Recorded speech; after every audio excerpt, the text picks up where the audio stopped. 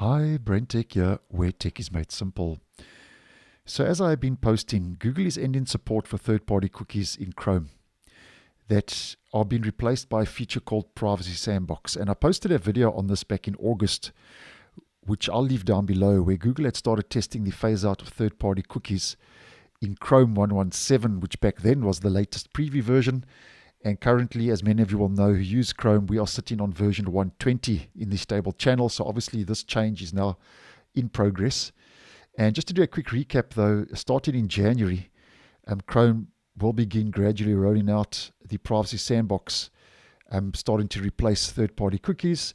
And this will be to 1% of Chrome users, with general rollout happening in late 2024. Now, my reason for mentioning this is because, just to give you a heads up, if you are using Google Chrome and are running Microsoft Teams Classic or Teams, the web app, in the Chrome web browser, because Microsoft over on their message center recently has just issued a kind of a warning that this change will impact some Teams experiences in the Chrome web browser. So basically, the first thing Microsoft recommends you do is to use the Teams desktop app instead of using Teams in the web browser. But nonetheless, if you still want to carry on using Teams in Google Chrome, then you will start seeing the following. And this is starting in January 2024, and Microsoft says will continue through the remainder of 2024. So you will start seeing the following. The first out of three is that the new Teams web app will display a banner and require you to click it every 24 hours to remain signed in. So obviously those cookies that are used to keep you signed in are going to be negatively affected by the phase out of third-party cookies. So obviously that's the reason why you would have to sign in every 24 hours. So that's the first. The second is that the new Teams web app, Microsoft says, may include embedded experiences such as apps that no longer work.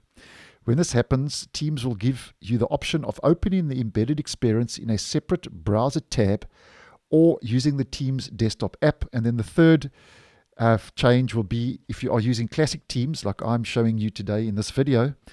Classic Teams will show options to switch to the new Teams web app and or to use the desktop app.